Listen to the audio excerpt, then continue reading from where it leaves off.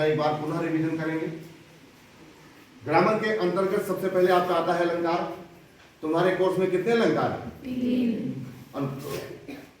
उपमा अलंकार, रूपक अलंकार और उत्प्रेक्षा। उपमा अलंकार क्या है? कितना बार पढ़ाया गया बताओ? बहुत अनगिनत 25-30 बार हमें लग रहा है शायद पढ़ाया गया होगा। कितना पढ़ाया गया? 38 बार। ये अच्छी बात है कि आप लोगों को 38 बार किसी टॉपिक को पढ़ने का अवसर मिला है। ये अच्छी बात है, ईश्वर की कृपा है। तो अलंकार के अंतर्गत आपके कोर्स में 3 अलंकार हैं, उपमा अलंकार, रूपक अलंकार, उत्प्रेक्षा अलंकार। पढ़ाते समय हमने कई बार बताया है कि तीनों अलंकार 2 शब्दों पर आधारित है। वो क्या है? उपमेय और उपमान। उपमेय क्या है? जिसके बारे में तुलना की जाए या जिसके बारे में कुछ बताया जाए, जिससे तुलना की जाए वो उपमान हो गया।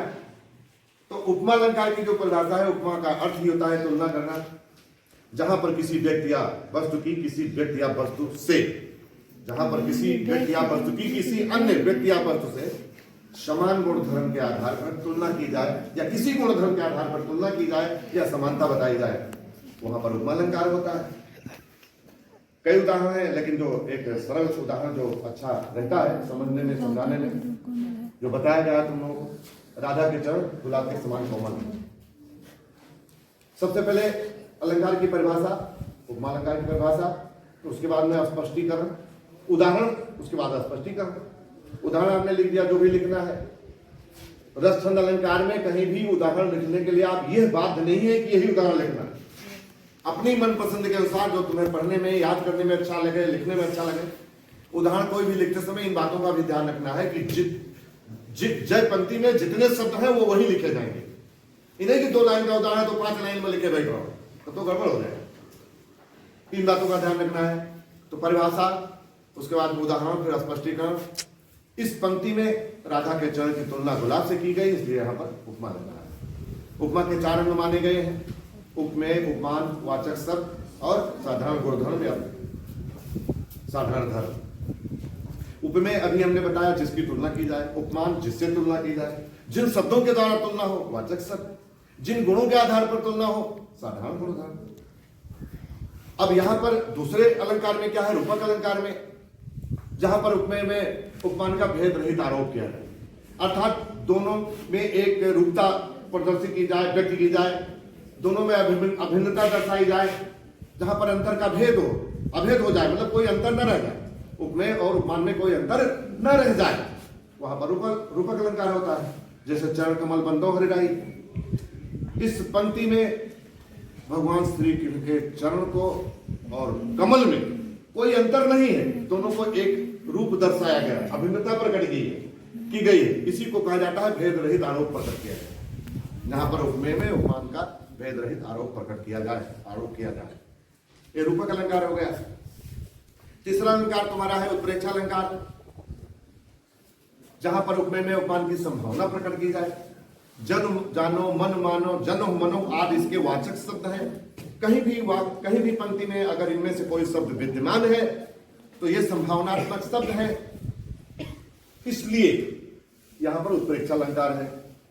जन जानो, जनो मनो, मन मानो आदि, इनमें से कोई भी शब्द जहां पर किसी भी काव्य पंक्ति में विद्यमान है, प्रगंड है, वहां पर उत्प्रेक्षा अलंकार है, होगा। अनेक उदाहरण है, कोई भी उदाहरण अपने मन से आप अपने हिसाब से आप तैयार कर लीजिए। है धाम काम सब त्यागी, मनोरंग निध लुटन लागी, सोहत और है पीठ पट शाम सलोने गाछ, मनो नील मन सल पर आतर परो प्रभात, अनुराग कराग प्रधान उदय विगसी मनो मंजुल कंठ करी। जन जानो, मन मानो, जनो मनो, इनमें से कहीं से कोई शब्द है तो क्या है? उत्प्रेक्षा अलंकार। इसके बाद में 2 प्रकार के रस तुम्हारे कोर्स में निर्धारित, करुण रस और करुण रस का अस्थायी भाव। करुण रस में देखिए, जो रस भी आप तैयार करेंगे उसमें अस्थायी भाव जानना इंपॉर्टेंट है। करुण रस का अस्थायी भाव शोक है। शोक कब होता है? जब हमारी कोई वस्तु हमसे नष्ट हो जाए, गायब हो जाए, या कोई प्रियजन नष्ट हो जाए या उसका अनिष्ट हो जाए, तभी दुख होता है। तो परिभाषा 2-3 प्रकार से लिखी जाती है। जहां पर दुख का भाव प्रकट हो, जिस पंक्ति में यदि कहीं पर किसी पंक्ति में दुख का भाव प्रकट किया जाता है, सुख का भाव प्रकट किया जाता है, वहां पर करुण रस होता है। छोटा सा उदाहरण जो सरल लगे उसको याद कर लीजिए।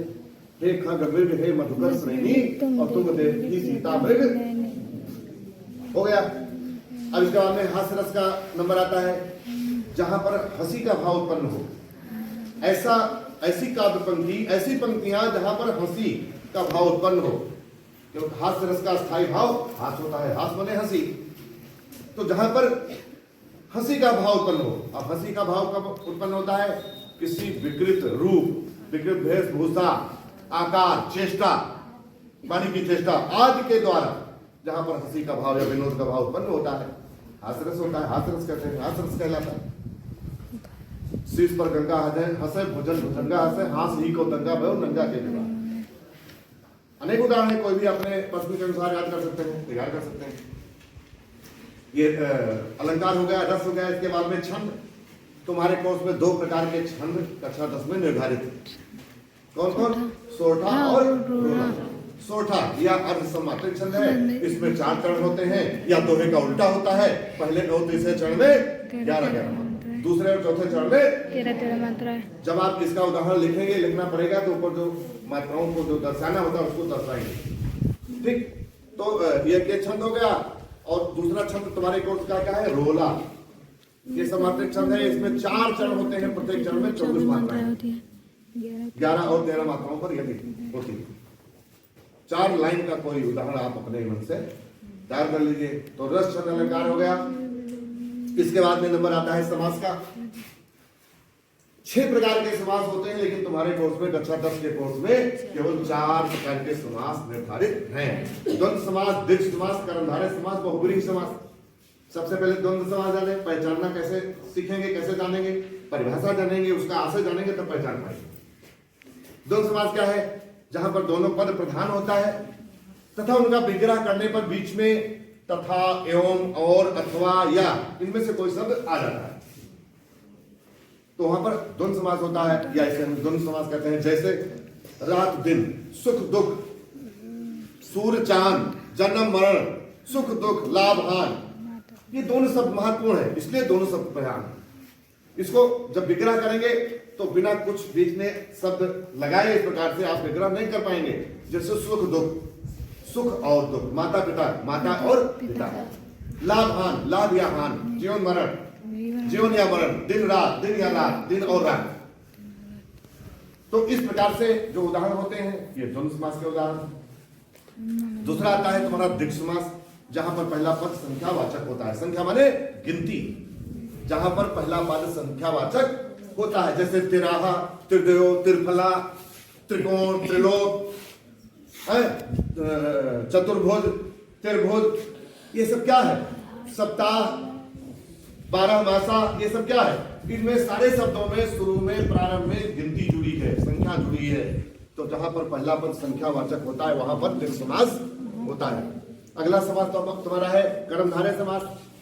कर्मधारय समास 2 प्रकार से बनता है, एक शब्द उपमेय, दूसरा शब्द उपमान, या जहां पर पहला पद विशेषण होता है। विशेषण क्या है? जैसे काली कलम, नीला कुर्ता, नील गगन, लाल मिर्चा। मिर्चा कैसा है? लाल। उसकी विशेषता क्या है? लाल। विशेषण वही शब्द है जिससे उसकी वस्तु की विशेषता प्रकट हो। किसी वस्तु की जिससे विशेषता प्रकट होती है वही विशेषण होता है। तो जहां पर पहला पद विशेषण होता है वहां पर कर्मधारय समास होता है, या इसे हम कर्मधारय समास कहते हैं। इसके बाद